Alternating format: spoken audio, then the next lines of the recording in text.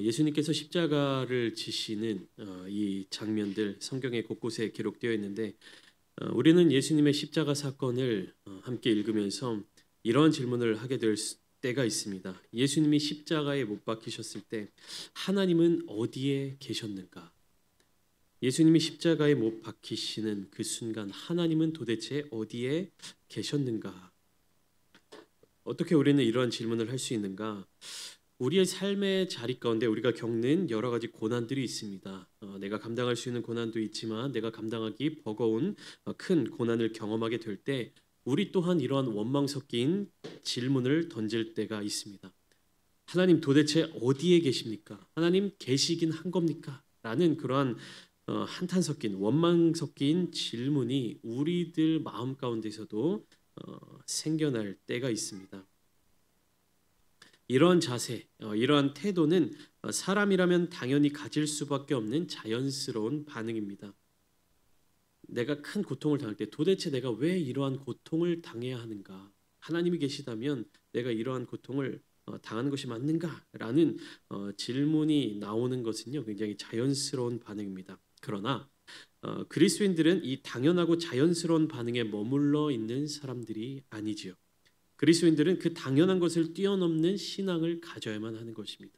말로는 쉬운데 이것을 우리의 삶 가운데 실천하기란 너무나도 어려운 일입니다. 누군가가 나를 때린다고 생각해 봅시다. 그러면은 그 맞은 곳이 얼마나 아프겠습니까? 그럼 때리면 맞으면 아프다라는 이 분명한 사실을 두고 우리 그리스도인들은 맞아도 아프지 않다라고 말할 수 있어야 한다라는 것입니다.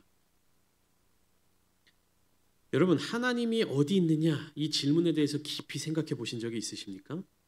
하나님이 어디 있느냐 하나님 도대체 어디에 계십니까? 라는 이 질문은요 깊게 더 깊이 그 질문의 본질로 들어가 보면 사실 하나님의 살아계심에 대한 다른 각도의 또 다른 질문입니다.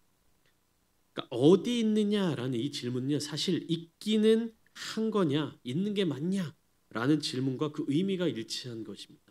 우리가 하나님 도대체 어디 계십니까? 내가 이 고통 가운데 있을 때 하나님 어디 계십니까? 라고 던지는 이 질문이 하나님 왜 나에게 오지 않으십니까? 라는 그런 의미로 쓰이게 될 수도 있지만 더 깊은 본질로 들어가면 하나님은 없다라고 외치는 소리로 적용될 수 있다는 것입니다. 무엇입니까? 나를 도와주지 않는 하나님은 없다라고 우리가 정의 내릴 수 있다라는 사실입니다. 그리스도인들조차 그러한 실수, 그러한 실패, 그런 좌절의 경험 가운데로 들어갈 수 있다는 것입니다.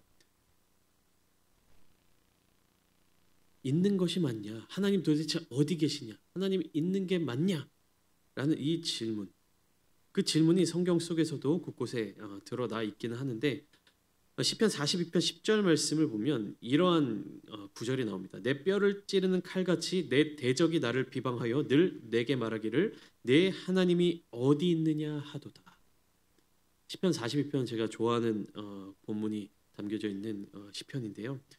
내 하나님이 어디 있느냐라는 이 질문을 누가 하는 것입니까? 나의 대적이, 나를 해치려 하는 자, 나를 이기려는 자, 나를 괴롭히는 자. 내 하나님이 어디 있느냐 이렇게 질문하는 것입니다. 이 질문의 본질이 뭐라고 말씀드렸습니까?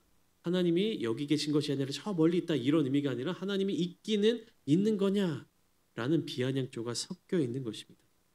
그러나 시편 42편 10절에 이어서 11절 말씀은요 이렇게 기록되어 있습니다. 내 영혼아 네가 어찌하여 낙심하며 어찌하여 내 속에서 불안해하는가? 너는 하나님께 소망을 두라. 나는 그가 나타나 도우심으로 말미암아 내 하나님을 여전히 찬송하리로다. 제가 가장 좋아하는 구절 중에 하나인 시편 42편 5절 말씀과 거의 동일한 말씀입니다. 이 말씀 내 영혼아 내가 어찌하여 낙심하며 어찌하여 내 손에서 불안해하는가? 하나님께 소망을 두라. 그가 나타나 도우심으로 말미암아 내가 여전히 찬송하리라. 내 하나님을 찬송하리로다. 이 구절이 몇 단어만 조금씩 다를 뿐 시편 42편 5절, 11절, 43편 5절 다 동일한 메시지가 반복되고 있는 것입니다. 누구에게 소망을 두어야 되는 것입니까? 하나님께 소망을 두어야 되는 것입니다. 하나님께 소망을 두는 사람들은요 하나님이 어디 있느냐 묻지 않습니다. 왜 그렇습니까? 하나님이 분명히 계시기 때문에. 어디에 계십니까? 내 영혼 가운데, 내 심령 가운데, 내가 간절히 찾는 그 순간 가운데 가장 먼 곳에 계신 것이 아니라 가장 가까운 데 계신다라는 그 사실을 믿으시기 바랍니다. 그리고 또한 우리의 신앙생활의 삶의 자리 가운데에서 내 곁에 가까이 계신 주님, 내가 소망을 둘 한 분 하나님, 내가 날마다 찬송을 올려드릴 그 하나님을 삶의 자리 가운데서 경험하시기를 소망합니다. 주님께서는요, 십자가에 못 박히셨을 때 그 고통과 고난 가운데에서도 하나님의 살아계심을 고백하셨습니다. 사실 오늘 본문 44절, 45절을 보면 이렇게 시작되고 있는데, 때가 제6시쯤 되어 해가 빛을 잃고 온 땅에 어둠이 임하여 제9시까지 계속하며 성소의 휘장이 한가운데가 찢어지더라. 시간이 나타나고 있습니다. 때가 제6시쯤 되어 해가 빛을 잃고 온 땅에 어둠이 임하여 제9시까지 계속하며, 유대 민족들의 그 달력 시간으로 제6시는 오후 12시 정도를 의미합니다. 그리고 제9시는 오후 3시입니다. 그러니까 6시간을 이렇게 더하면 그 이스라엘 민족들의 어떤 시간에서 오늘날 우리가 계산하는 시간으로 적용할 수 있는데, 그러니까 오후 12시부터 오후 3시 사이 어떻습니까? 가장 해가 높이 떠 있는 가장 밝은 시간대에 성경 말씀은 뭐라고 이야기하십니까? 뭐라고 이야기하고 있습니까? 해가 빛을 잃고 온 땅에 어둠이 임하였다라고 이야기하고 있습니다. 언제요? 예수님이 십자가에 달리시고 난 뒤. 예수님은 오전 9시에 십자가에 달리셨습니다. 그리고 6시간 후 오후 3시에 숨을 거두셨습니다. 이 제9시, 그러니까 오후 3시경에 수많은 일들이 일어났습니다. 예수님의 죽음도 바로 이 시간에 이루어졌죠. 마태복음 27장 46절 말씀을 보시면 이렇게 기록되어 있습니다. 주님께서 말씀하시는 가상 7원 중에 하나인데, 제9시쯤에 예수께서 크게 소리질러 이르시되 엘리 엘리 라마 사박다니 하시니 이는 곧 나의 하나님 나의 하나님 어찌하여 나를 버리셨나이까 하는 뜻이라. 그러니까 제9시쯤에 예수님이 뭐라고 소리 지르시는 겁니까? 나의 하나님 나의 하나님 어찌하여 나를 버리셨나이까. 엘리 엘리 라마 사박다니. 어떻게 보면 예수님께서 하나님을 원망하는 말씀처럼 느껴질 수 있습니다. 어찌하여 나를 버리셨습니까? 어떻게 나를 버리십니까? 그런데 이 말씀에서 중요한 것은요, 어찌하여 나를 버리셨나이까? 라는 그 질문이 아니라 그 앞에 예수님이 외치시는 소리에 우리가 주목해야 됩니다. 무엇입니까? 나의 하나님, 나의 하나님. 이렇게 부르시는 주님의 음성. 우리는 이 엘리 엘리 라마 사박다니라는 말씀을 보면서 어찌하여 나를 버리셨나이까 라고 외치시는 주님의 그 외침에 주목하여서 십자가 위에 버림받은 것 같은, 버려진 아들과 같은 그런 예수님의 비참한 모습만을 떠올릴 수 있는데, 우리가 더 이 말씀에서 주목해야 될 것은요, 그 앞에 말씀입니다. 버려지는 상황 가운데서도 예수님은 하나님을 뭐라고 부르십니까? 나의 하나님, 나의 하나님. 그러니까 무슨 말입니까? 우리가 인생 가운데 고난이 닥쳐오고 고통이 닥쳐오고 정말 하나님이 나를 떠나신 것만 같고 하나님이 내 곁에 안 계신 것만 같은 그 순간 가운데서도 가장 극심한 고통을 당하고 계시던 예수님이 하나님을 뭐라고 지금 부르짖고 있는 겁니까? 나의 하나님이라는 것입니다. 그러니까 무슨 말입니까? 하나님 어찌하여 나를 버리셨습니까? 그러니까 버림받은 것에 대한 원망이 아니라 여전히 내가 버림받은 것 같은 그 순간 가운데서도 하나님은 나의 하나님이라는 예수님의 고백이 담겨져 있는 것입니다. 그러니까 내가 버림받은 것 같은 이 모습 또한 누구의 계획인 것입니까? 하나님의 계획인 것이고 하나님의 뜻인 것이고 하나님께서 이루어가는 역사라는 그 믿음이 있기 때문에 뭐라고 고백할 수 있는 겁니까? 나의 하나님이라고 고백할 수 있는 것입니다. 오늘 보면 45절을 보시면 성소의 휘장이 한가운데가 찢어지더라. 이것은 무슨 사건이 일어난 겁니까? 구약의 제사가 폐해지는 사건이 일어난 것입니다. 한마디로 정리하면 이 사건은요, 인간으로서의 어떤 제사장을 거치지 않고 모든 사람들이, 모든 민족들이 바로 하나님께로 나아갈 수 있는 길이 열렸다는 것을 의미합니다. 그 이전에는 누굽니까? 제사장들을 통하여서 이스라엘 민족들이 제사의 과정들을 통해서 하나님께로 나아갈 수 있었는데, 이제 이 성소의 휘장이 찢어지는 사건을 통해서 제사장들을 거치지 않고 어떤 제사의 과정을 거치지 않고 모든 사람들이 하나님께로 나아갈 수 있는 길이 열렸다는 것을 의미합니다.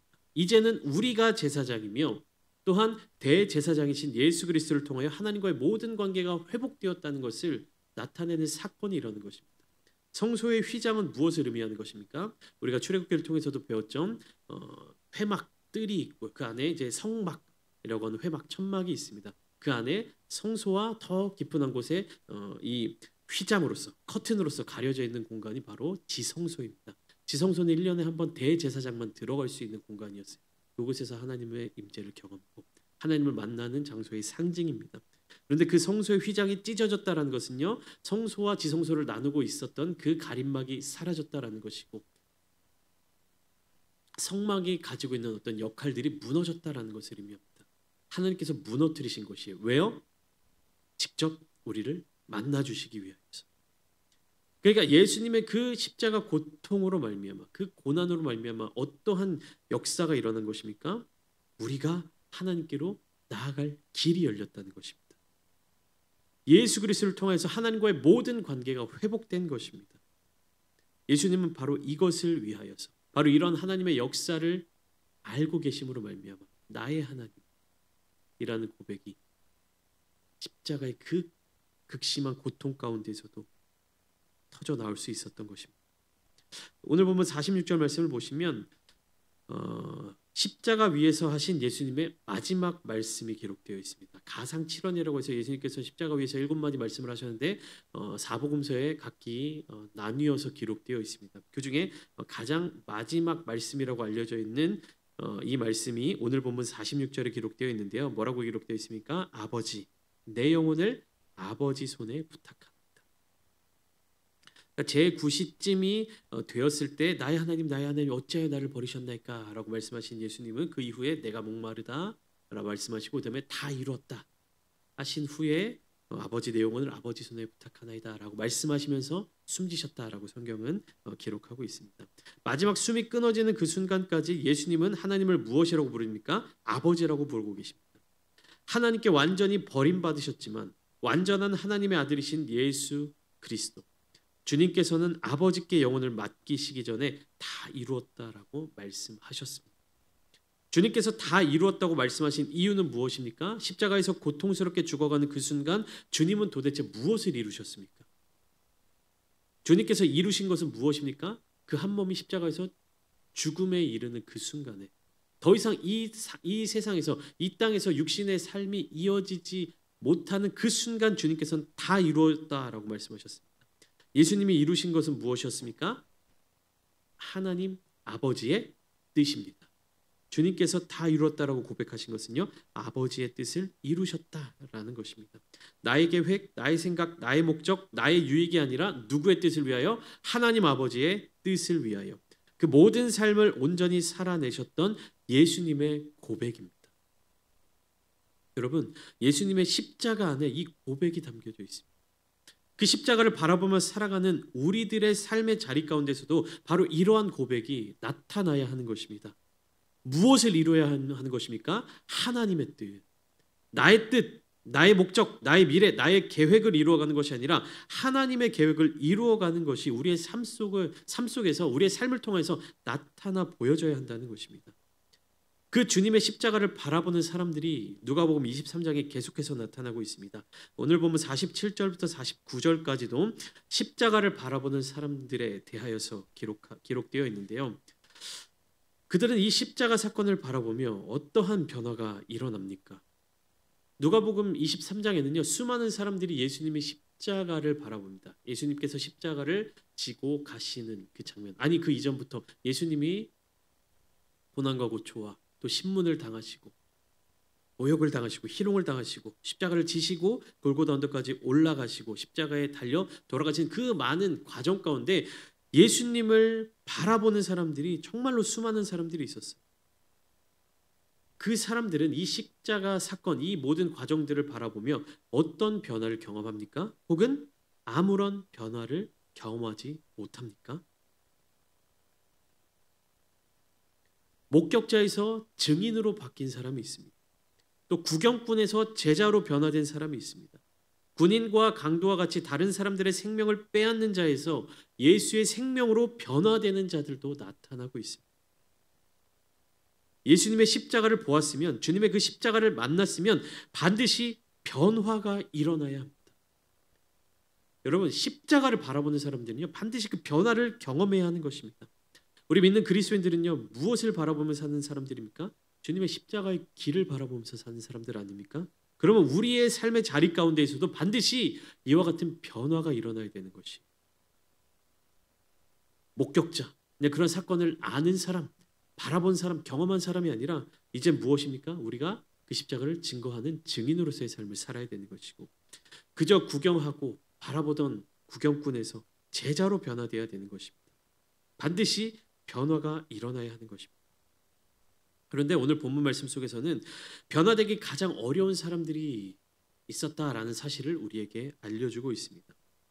50절부터 51절까지 말씀은 변화되기 가장 어려운 사람들에 대해서 소개하며 그 안에서 정말로 신실하게 주님의 제자가 된 한 사람을 소개하고 있습니다.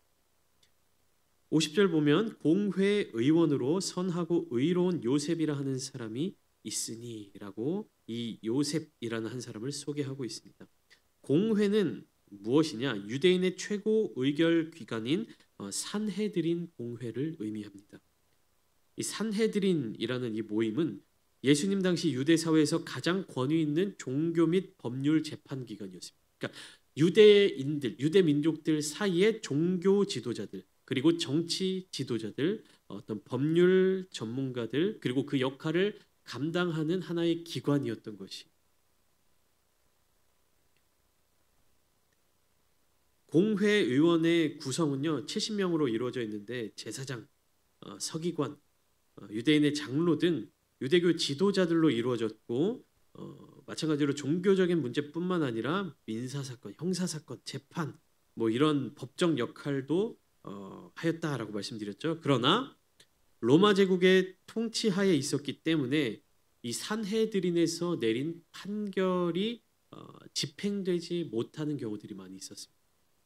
그러니까 우리가 그렇게 판단하고 우리가 그렇게 판결을 했지만 로마 제국의 어떤 정치적인 문화 아래에 놓여 있는 기관이었기 때문에 그 판결과 집행이 연결되지 못하는 부분들도 있었습니다. 그래서 누가복음 22장에서 어떠한 사건이 벌어지는 겁니까? 공회의 의결이 떨어지고 난 뒤에 자기들이 예수님에 대해서 그 어떠한 것들을 집행하는 것이 아니라, 심판을 집행하는 것이 아니라 23장까지 이어서서 무리가 다 일어나 예수를 빌라도에게 끌고 가서 고발하는 장면으로까지 이어지는 것이 무엇입니까? 우리의 법 안에서는, 우리의 어떤 의결 하에서는 예수라는 사람은 죽여야 될 죄인이다. 그러나 그것을 집행할 자격이 없었기 때문에 로마의 총독에게 찾아가게 되는 것이죠. 여러분, 이 산헤드린 공회의 의원들은 어떤 사람이라고 말씀드렸습니까? 유대 민족의 지도자들, 종교적 지도자들, 정치적 지도자들이라고 말씀드렸습니다. 이 유대인들의 지도자들이라고 하면 얼마나 하나님에 대해서 잘 알고 있는 사람들이었겠습니까? 얼마나 율법에 통달한 사람들이었겠습니까? 그러나 그들은 율법은 잘 알고 하나님에 대하여서는 잘 알고 있었지만 정작 하나님 그분을 잘 알지 못했습니다. 여러분, 이건 굉장히 중요한 일입니다.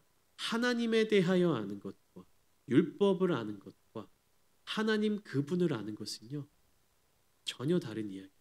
제가 한번 설교 중에도 말씀드린 적이 있습니다. 우리가 TV를 보면서 누구누구 연예인을 보면서 연예인의 어떤 팬이 되지 않습니까? 그럼 그 연예인이 어디서 태어났고, 이름은 뭐고, 나이는 몇 살이고, 무엇을 좋아하고, 어떤 드라마에 출연했고, 가족 관계는 어떻게 되고, 막 이런 것들을 인터넷 정보들을 통해서 막 다 머릿속에 인지합니다. 이 연예인에 대해서 내가 제일 잘 알지. 이 연예인에 대해서 내가 모르는 게 하나도 없어. 물어봐, 내가 다 대답해 줄게. 근데 정작 한 번도 그 연예인을 만나보지 못하고, 한 번도 대화해 보지 못하고, 한 번도 교제해 보지 못한 사람이 있습니다. 그 사람은 정말로 그 연예인을 잘 아는 사람이라고 할 수 있겠습니까? 그러니까 하나님을 아는 것과 하나님에 대해서 아는 것은요 이렇게 다른 이야기입니다. 하나님에 대해서만 알고 있었던 사람들. 그러나 정작 하나님은 알지 못하고 하나님을 만나지 못했던 사람들이 바로 유대민족의 지도자들이었습니다. 그렇기 때문에 그들은요, 하나님을 알지 못했고 하나님을 알지 못했기 때문에 하나님의 나라를 알지 못했습니다. 하나님도 모르고 하나님의 나라도 모르기 때문에 이 사람들은요, 하나님의 나라를 기다리지도 않았고 하나님의 나라를 살아가고자 하지도 않았습니다. 하나님의 이름을 사용하면서 하나님의 이름을 가져다 쓰면서 누구의 나라를 누리는 사람들이었습니까? 나 자신의 나라를 누리는 사람들이었습니다. 어떤 종교적인 지도자라는 이유로, 사회적으로 평판이 높은 어떠한 자격을 얻은 사람이라는 이유로 누구를 드러내는 삶을 살았겠습니까? 나를 드러내는 삶을 살았다는 것입니다. 내가 얼마나 신앙생활을 잘하고 있는지, 내가 얼마나 기도를 많이 하고 있는지, 내가 얼마나 교회에 봉사를 많이 하고 있는지, 내가 얼마나 교회에서 중요한 역할들을 감당하고 있는지를 신경 쓰면서 거기에 주목하면서 정작 하나님과의 교제를 누리지 못하는 그리스도인들이 얼마나 많은지 모릅니다. 하나님에 대해서는 너무나도 잘 알고 있지만 하나님을 알지 못하는 성도들이 너무나도 많이 있다는 것입니다. 하나님의 나라를 알지 못하고 나의 나라를 누리는 성도들이 너무나도 많다는 것이죠. 근데 아리마대 사람 요셉은 공회에 속한 의원이었지만 그는 하나님의 나라를 기다리는 사람이었습니다.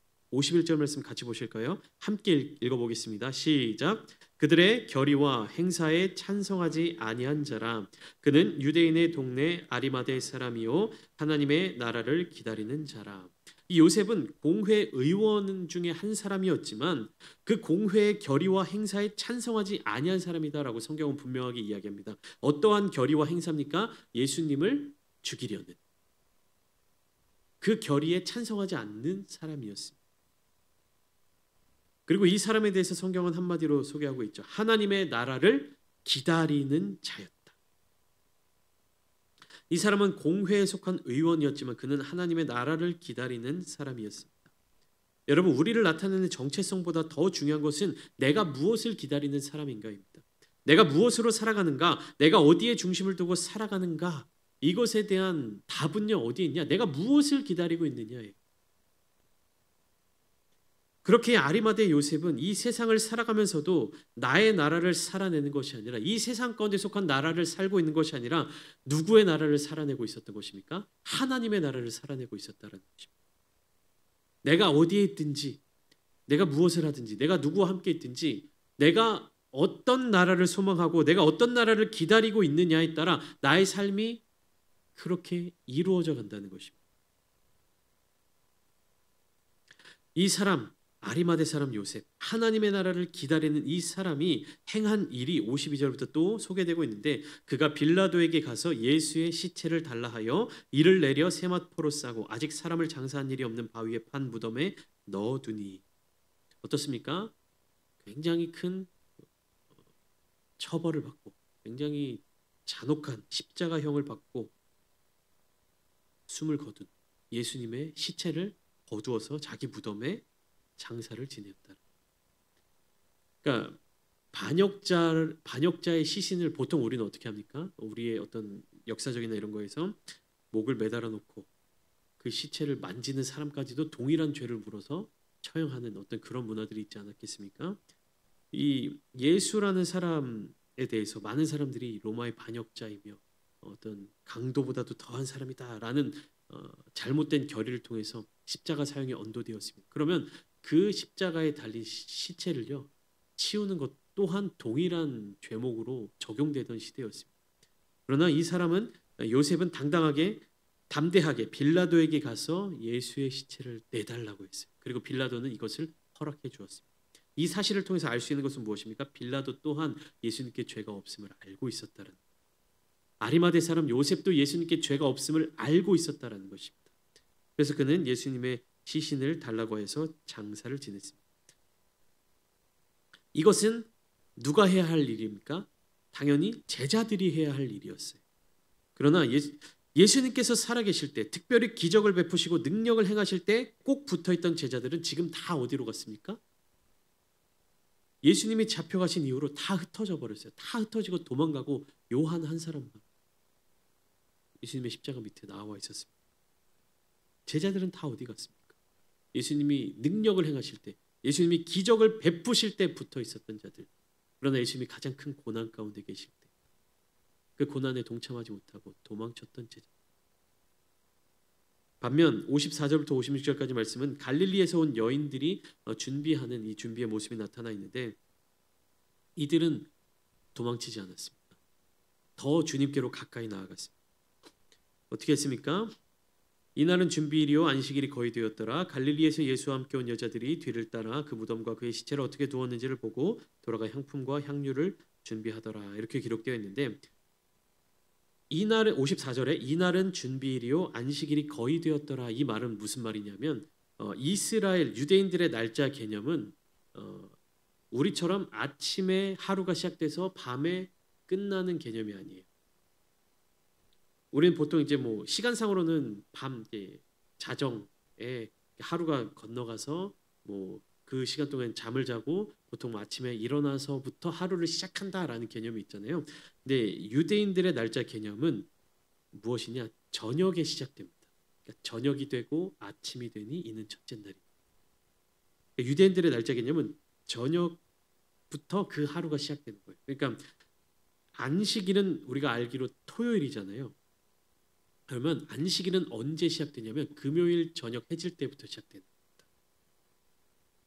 뭐 시간으로 정확하게 몇 시부터라고 뭐 따질 수는 없겠지만, 예를 들면 저녁 6시부터 안식일이 시작되는 거예요. 금요일 저녁 6시부터 안식일이 시작해서 토요일 저녁 6시까지 그렇게 안식일이 지나가는 거예요. 그러니까 준비일은 뭡니까? 금요일 6시 이전까지가 준비일. 그러니까 이스라엘의 날짜 개념은 그거예요. 저녁부터 하루가 시작된다. 그러니까 그 안식일을 보낼 수 있도록 준비하는 시간을 금요일 그 해지는 시간까지 다 끝 맞춰야 한다는 것인데, 예수님이 몇 시에 숨을 거두셨습니까? 오후 3시에. 그러니까 그 시신을 처리하고 무덤에 장사하는 것만으로 이미 시간이 다 흘러갔다는 겁니다. 여인들은 예수님의 시체에 향품과 향유를 바르기 위하여 그 무덤이 어디인지를 확인해 둔 것이죠. 그리고 여인들은 안식일이 지나고 나서 주님께로 나아가려고 작정하고 있는 것입니다. 여인들은 그러면 그 안식일의 시간 동안 계속해서 무엇을 생각하고 있겠습니까? 주님만을 생각할 것이죠. 여러분, 우리가 무엇을 생각하느냐, 우리가 무엇을 바라보느냐가 바로 우리의 정체성을 나타내는 것입니다. 하나님의 나라를 생각하는 아리마대 요셉, 주님만을 생각하는 이 여인들, 우리는 무엇을 생각하며 살아가고 있습니까? 오늘날을 살아가는 우리의 생각 가운데, 오늘날을 살아가는 우리의 마음 가운데 여러분들의 생각 가운데 가장 큰 영역을 차지하고 있는 것은 무엇입니까? 나의 소유, 나의 미래, 또 나의 삶의 안정적인 모습들, 내가 바라보는 것은 무엇인지 오늘 이 시간 주님께 나아가 묻기를 소망합니다. 여러분, 우리는 하나님의 나라를 소망해야 합니다. 우리는 하나님의 나라를 기다려야 합니다. 그렇기 때문에 하나님의 나라를 생각하는 자들이 되어야 하며 주님만을 바라보는 자들이 되어야 합니다. 사순절 기간을 보내고 있습니다. 특별히 누가복음에서 주님께서 십자가를 지시는 이 말씀을 함께 묵상하고 있는 이 시기에 진정으로 하나님의 나라를 소망하는 저와 여러분들이 되시기를 축복합니다. 그 주님의 고난 가운데, 그 주님의 은혜 가운데 깊이 우리에게 주시는 하나님의 사랑을 경험하며 오늘 이 시간 응답받고 돌아가시는 모든 성도님들 되시기를 주님의 이름으로 축원합니다.